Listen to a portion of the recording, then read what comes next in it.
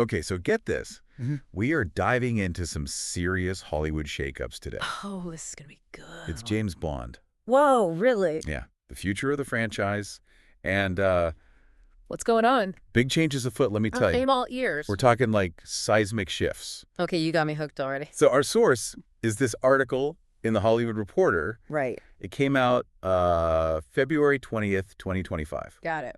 And the big news, the headline, Amazon is taking creative control of the James Bond franchise. Wow, okay. Yeah. The Broccoli family. The broccolis. They've been, synonymous with Bond for like, what, 6 decades? More, actually. Over 60 years, the franchise is They're stepping back. stepping back from creative control. That's what it looks like. Wow, to really appreciate this, Yeah. you got to understand the Broccoli's legacy. It's huge. They've been the driving force behind Bond, Since almost the beginning. pretty much. Think about all those cultural shifts, right? Mhm. Like from the Cold War all the way to, well, now. And through it all, Bond stayed relevant. But still Bond. Exactly. They kept his core identity intact. It's amazing when you think about it. They worked with every Bond actor since Sean Connery. That's incredible. From the 60s, all that Cold War stuff, to, like, the Daniel Craig era. Gritty They've seen it all. and guided Bond through it all. Their understanding of the character, Unparalleled. the world, the tone, everything. Remarkable But consistency. yet they allowed the franchise to evolve.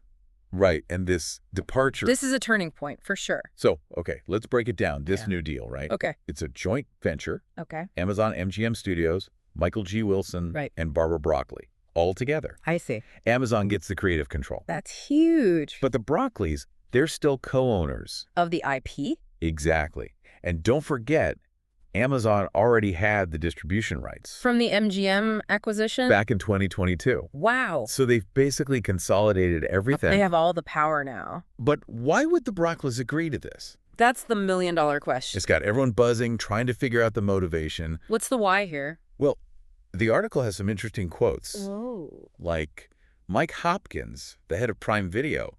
He talks about honoring the treasured heritage of Bond. Interesting. And Michael G. Wilson specifically says he trusts Amazon Trust them? With what? to lead Bond into the future, he says. Like they're passing the torch, almost Right. acknowledging that entertainment is changing. These streaming giants like Amazon, They have so much influence now. this partnership could give Bond a global reach we've never seen before. True, but it's also a business decision. Oh, yeah. Amazon's projected to spend, get this, $7 billion on programming this year. Oh. Their goal, to surpass Netflix in global subscribers by 2026. That's ambitious. Bond. That's a key piece of that puzzle. A legacy franchise like that. It's mind-blowing when you think about it. Amazon's ambitions are massive. They're not just buying content, They want to dominate everything. the whole entertainment landscape. And Bond, well, he's a valuable asset in that game. Yeah, absolutely. A global brand. Instantly recognizable. A built-in fan base. What a powerful tool. Attract those subscribers. Solidify their position in the streaming wars. It's a big move. Yeah. And it signals a broader shift in Hollywood. How so? Traditional studios and streaming giants, the lines are blurring. Interesting. Power dynamics are changing fast. It's exciting, but also kind of unnerving. Right? Like, what does it mean for movies as we know them? Are streaming services going to control everything? Whoa, hold on. Before we spiral into an existential crisis about cinema, Good point. let's get back to Bond. Okay. What will an Amazon Bond film even look like? That's the big question. Everyone's wondering. Will they try to modernize him? Like make him tech-savvy or something. Yeah, maybe introduce storylines that, Appeal to a younger audience. right. Or will they stick to the classics? Gadgets, exotic locations. The suave spy who always gets the girl. The article hints at a few things. Mhm. Amazon execs say they're committed to the core elements, That's good. but they're also open to new creative avenues. So it could go either way.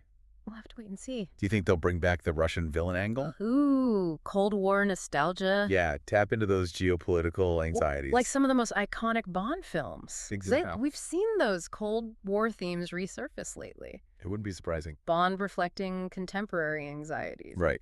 Or maybe they'll completely switch it up. What do you have in mind? Imagine Bond as like a former Special Forces soldier Okay. grappling with PTSD.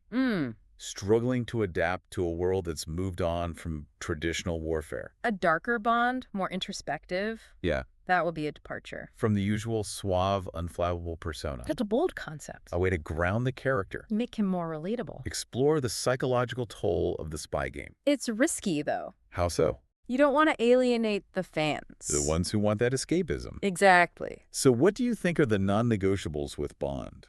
The things that have to stay no matter what. Yeah, what are those essential elements? For me, it's that blend of action, sophistication, and wit. Bond has to have it all. Capable, intelligent, Always ready with a quip. navigating those high-stakes situations. With a cool head. And a martini in hand. Of course. The gadgets, the exotic locales. Can't forget those. The iconic theme music. It's all part of Bond's DNA.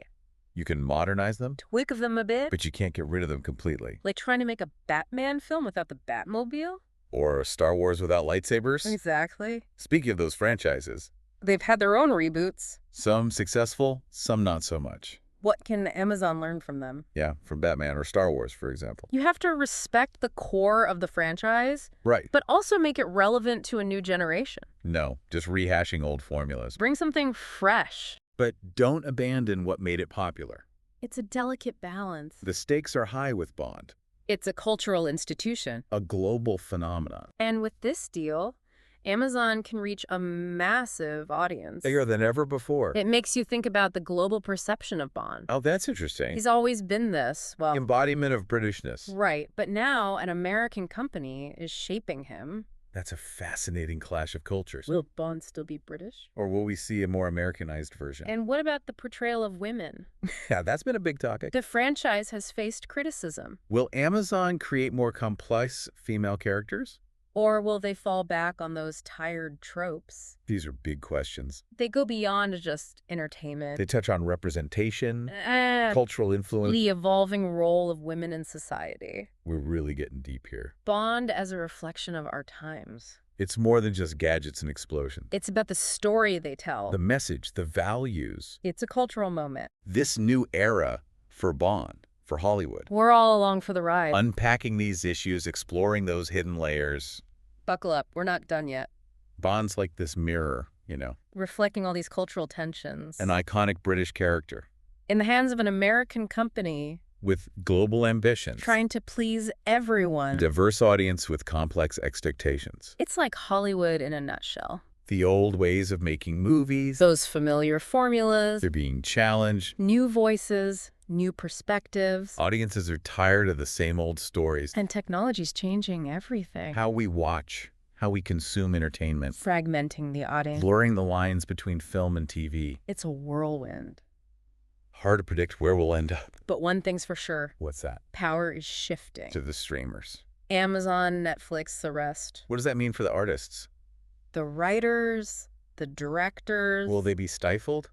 By these big corporations? Or will they have more freedom? It's a tough question. More opportunities, maybe. With less control. It's a trade-off. It's happening right now. With every new deal, Every production. every algorithm tweak.